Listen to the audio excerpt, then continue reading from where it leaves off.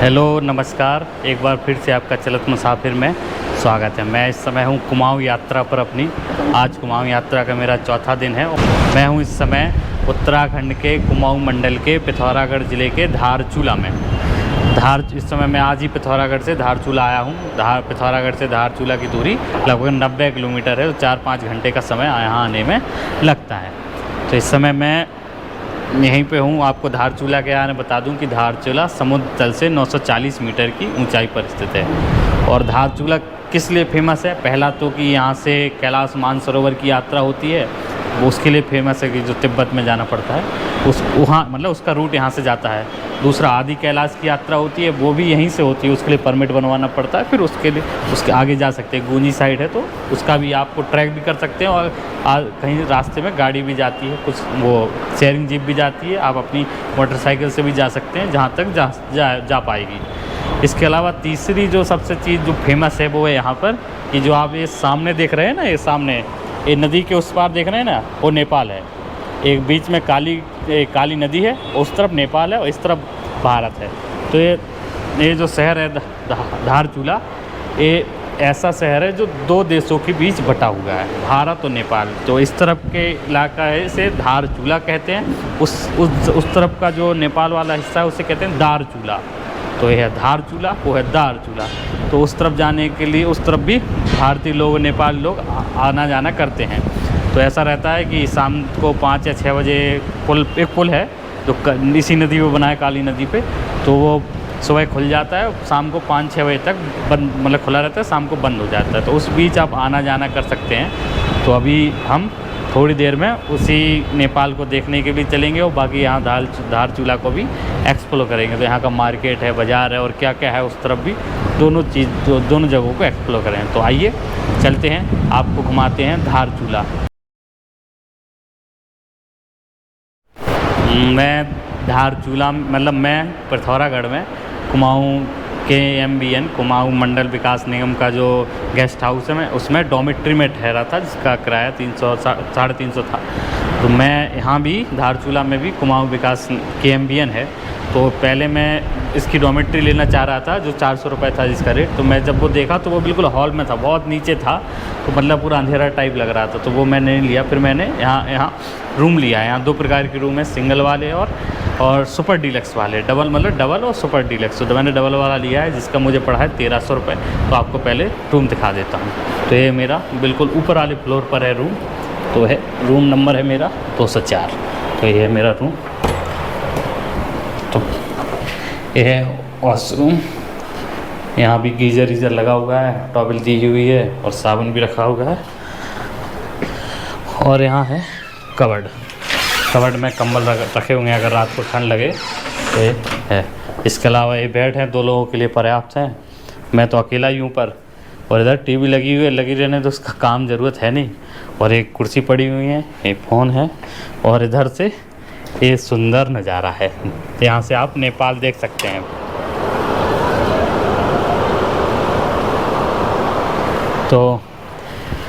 तो ये रूम है, इसका मुझे पड़ा है 1300 रुपये। उसके अलावा जो सुपर डीलक्स है उसका रेट है 1800 रुपये। और अगर आप हॉस्टल में रहना मतलब जो डॉर्मेट्री उसमें रहना चाहते हैं तो उसका रेट है 400 रुपये।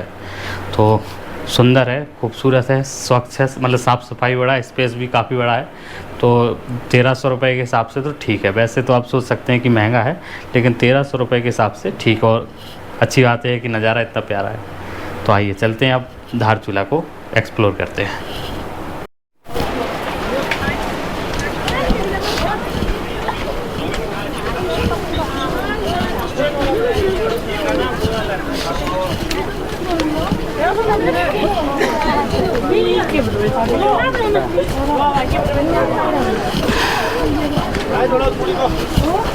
तो मैं अब अपने गेस्ट हाउस से बाहर निकल आया हूँ।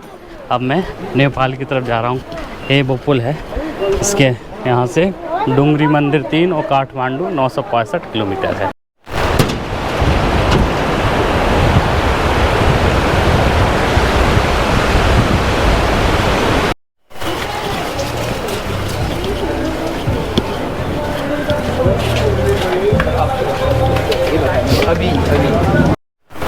पुल पार करके मैं नेपाल आ चुका हूँ।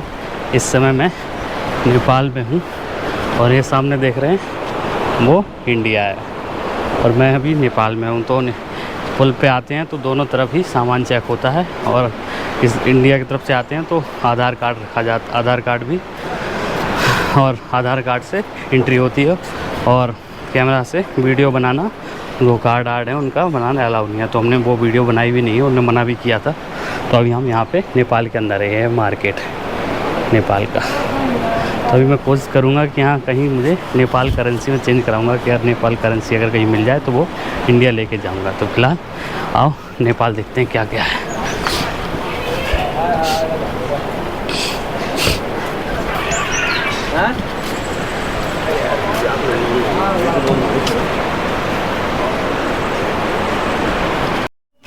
तो अभी मैं नेपाल साइड में हूँ और यहाँ पे एक रेस्टोरेंट पे मैं खाने के लिए आया हूँ। तो मैंने चाउमीन ली है, ये 50 रुपए की है यहाँ चाउमीन। तो ये अभी इसको आते हैं, टेस्ट करते हैं, फिर बाकी जगह ऐसे ही टहलते रहते हैं। मार्केट है, बढ़िया मार्केट है। यहाँ घूमते हुए लग ही नहीं रहा है कि आप नेपाल में किसी दूसरे देश में, लग रहा है इंडिया में ही घूम रहे हैं, क्योंकि ज़्यादातर चीज़ें हिंदी में लिखे हैं, लोग हिंदी में बोल भी रहे हैं। तो ये यहाँ पे नाश्ता करते हैं, मतलब चाउमीन खाते हैं, फिर आगे बढ़ते हैं और क्या क्या ऐसे ही टहलते रहते हैं। ऐसा तो कुछ है नहीं खास, बस ऐसे ही नेपाली मार्केट है। वो टोपी एक है नेपाली टोपी, उसको भी शायद ले और करेंसी मिल जाएगी तो करेंसी भी, फिर उसके बाद इंडिया चलूँगा। तो मैं यहाँ रेस्टोरेंट में खाना खा रहा हूँ, मेरे साथ भाई है नेपाली भट्ट, उन्होंने मुझे नेपाली करेंसी दिखाई है। तो मैं आपको दिखाता हूँ नेपाली करेंसी।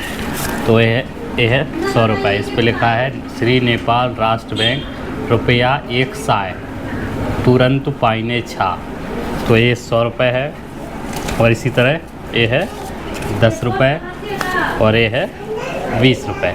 वैसे यहाँ पे दोनों करेंसी चलती है, जहाँ दारचूला में 10 रुपये भी चलता है, 20 भी, मतलब इंडियन करेंसी भी चलती है और नेपाली भी चलती है। तो अगर आप आते हैं तो किसी से भी ट्रेड कर सकते हैं, बिजनेस मतलब कुछ ख़रीदना हो तो इंडिया भी दे सकते हैं, नेपाली भी दे सकते हैं। तो मैं तो कोशिश करूँगा यहाँ जो लूँ फिर नेपाली पैसा ले लूँ, जिससे याद के लिए बना रहे।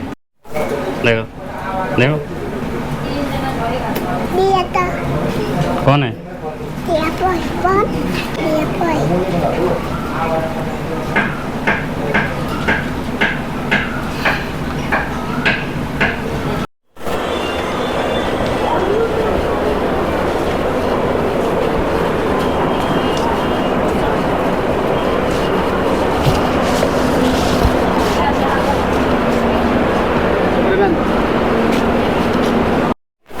ये पीछे आप देख रहे हैं, यही वो पुल है जो इंडिया और नेपाल के लिए। तो ये नेपाल की तरफ है।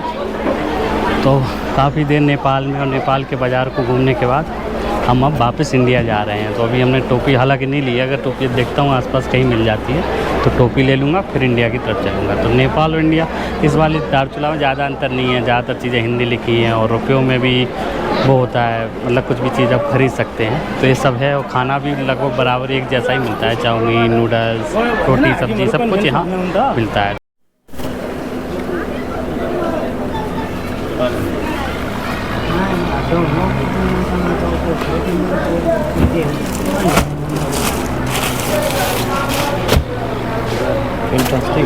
है ये वाली? हाँ, ये कितने की है? ये 225। और ये वाली? एक ही दे दो। इसको लगा के देखा ना, ये कैसी लग रही है? ये बड़ी लग रही है ना? हाँ, आपका सीधा हिसाब से हुआ। अच्छा, दोनों अलग अलग है क्या? ना साइज अलग है, मतलब साइज है एक आप आपके लिए? हाँ, मुझे मेरे पे हमने सीट में डालो भाई। इधर आप, इधर कैमरा है, इसमें देखिए। नहीं, ये सर है ना, है।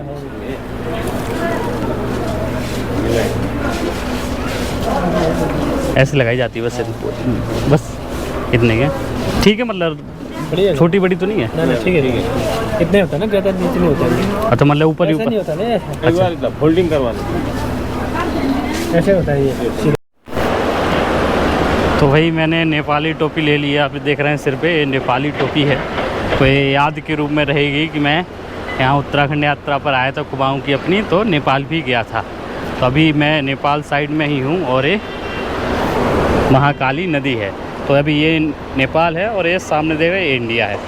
और वो देख रहे हैं जहाँ जेसीबी चल रही है, वो पुल है, उसी पुल से मैं मतलब उस तरफ इंडिया, इस तरफ नेपाल। तो उसी पुल से आना जाना लोगों का रहता है। तो उसके पुल मतलब वहाँ पे वो वीडियो बनाने अलाउ नहीं है, तो इसलिए मैं आपको यहाँ से दिखा रहा हूँ। तो एक कुछ ऐसा है, अभी देख सोच रहा हूँ थोड़ा आगे चलूँगा, अगर कहीं नीचे जाने का रास्ता हो ना नदी किनारे, नदी के पास, तो सोच रहा हूँ कि वहाँ जाऊँ। तो देखते हैं कि नदी के पास जाने का रास्ता है या नहीं। अगर नहीं होगा तो फिर सीधा इंडिया निकलेंगे, अगर होगा तो फिर नदी किनारे थोड़ा बैठूँगा, फिर आराम से अपना घुमक्कड़ी चलती रहेगी। तो आपको यहाँ नेपाल में मतलब इस तरफ घूमने में लगता ही नहीं है कि आप नेपाल में हैं, क्योंकि यहाँ पहले मैं जैसे बोल चुका हूँ, यहाँ हिंदी में लोग बात करते हैं, हिंदी में सब कुछ लिखा है, कहीं कहीं नेपाली लिखी है, लेकिन वो नेपाली भाषा भी ऐसी लिखी है जो आप सब हिंदी से थोड़ा मिलती जुलती है, आपको सब समझ में आ जाती है। तो यहाँ नेपाल आना कितना आसान है, मतलब नेपाल आना वैसे भी आसान है कि आधार कार्ड दो अपना, चेक कराओ और आगे बढ़ो। कोई इमिग्रेशन नहीं, कोई वीज़ा नहीं, कोई पासपोर्ट नहीं।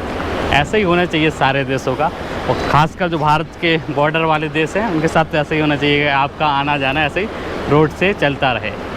तो बाकी देशों के साथ तो नहीं है, कम से कम नेपाल के साथ अपना ऐसा रिश्ता बना हुआ है कि ऐसा आना जाना लगा रहता है। भविष्य में भी ऐसा ही बना रहे तो बेहतर है, अच्छा रहेगा। तो अभी चलते हैं नदी किनारे, देखते हैं क्या होता है नदी किनारे। अगर नदी किनारे कुछ नहीं हुआ तो फिर वापस इंडिया। नदी किनारे, महाकाली नदी किनारे का रास्ता तो मुझे नहीं मिला। तो एक जगह रास्ता था, वहाँ कुछ काम चल रहा है, सीढ़ियाँ थी तो काम चल रहा है तो नहीं जा पाया। तो फ़िलहाल अब जा रहा हूँ हिंदुस्तान। अभी तक नेपाल में घूम रहा था 2-3 घंटे, तो नेपाल में खाया, शॉपिंग भी हो गई, घूम भी लिया। अब चलते हैं थोड़ा हिंदुस्तान के धारचूला को भी देख लेते हैं, वहाँ क्या क्या है। तो हिंदुस्तान आ गया हूँ, हिंदुस्तान के धारचूला की तरफ आ गया हूँ। उस पीछे देख रहे हैं वो नेपाल का धारचूला है जो मैंने अभी तक घूमा, जिसमें अभी तक घूम रहा था। तो अब इंडिया आ गया हूँ, तो अभी एक रेस्टोरेंट के छत पे खड़ा हूँ।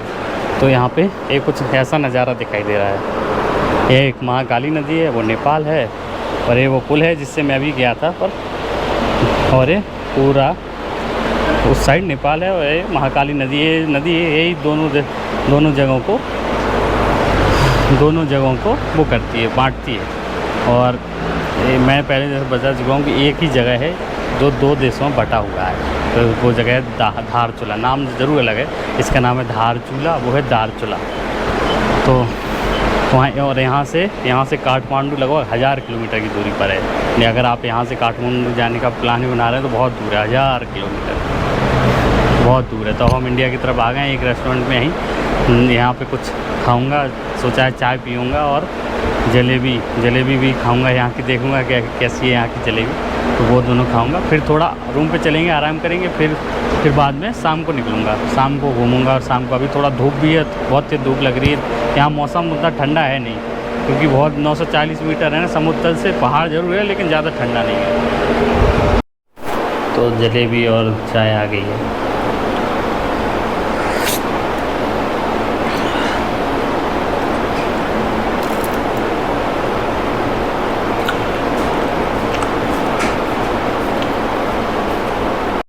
शाम के बज गए 5:30। इस समय मैं हूँ धारचूला में।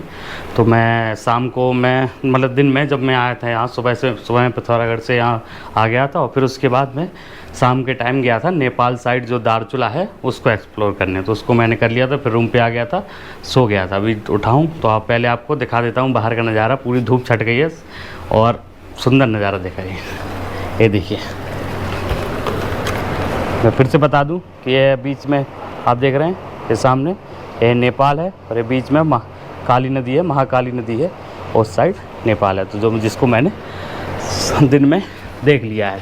तो अब जा रहे हैं ऐसी जगह पे, मतलब पता नहीं कहाँ जा रहे हैं, बस जा रहे हैं, गाड़ी उठा रहे हैं और कुछ ऊपर की ओर चलेंगे कि जहाँ से शायद हो सकता है अच्छा नज़ारा दिखाई दे, जहाँ से शायद दोनों जगह दिखें, वो भी दिख जाए तो और मज़ा आ जाएगा। तो चलते हैं ऊपर की ओर। तो ये इंडिया वाला धारचूला है।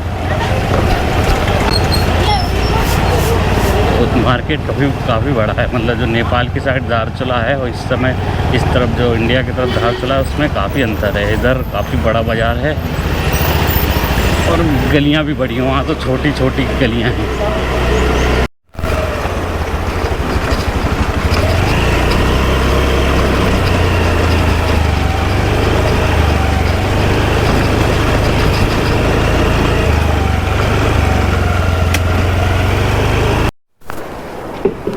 अभी हम गाड़ी से चलते चलते ऊपर एक ऐसी जगह पे आ गए हैं जहाँ से दोनों धारचूला दिख रहे हैं, मतलब नेपाल वाला भी दिख रहा है, इंडिया वाले, पूरा मतलब पूरी घाटी दिख रही है। यहाँ से आपको मैं दिखाता हूँ वो व्यू। तो देखो ये है, ये वाला इंडिया है और इधर दिख रहे हैं ये है महाकाली, और वो उस साइड दिख रहा है वो है नेपाल। तो एकदम सुंदर घाटी है, पूरा शाम का समय है, तो एकदम सुंदर नज़ारा, बेहद खूबसूरत नज़ारा है। तो आपको नीचे तो जाना ही चाहिए, उस पार तो जाना ही चाहिए, ऐसे ऊपर आना चाहिए, ऊपर से भी नज़ारा देखने बेहद खूबसूरत, मज़ा आ जाएगा ऐसा नज़ारा देख के। तो हम कुछ देर यहाँ ठहरते हैं और थोड़ा आगे भी चलते हैं, अगर कहीं से और सुंदर नज़ारा दिख जाएगा तो दिखाएंगे, नहीं दिखेगा तो सीधा धारचूला चलेंगे। थोड़ी ही आगे आया तो एक बेहद शानदार व्यू दिखा है, मैं आपको दिखाना चाहूँ। पीछे बर्फ़ की चोटी भी दिखाई देगी, अगर वीडियो में कैमरा में शायद साफ ना आए, लेकिन मैं आपको व्यू दिखाना चाहता हूँ।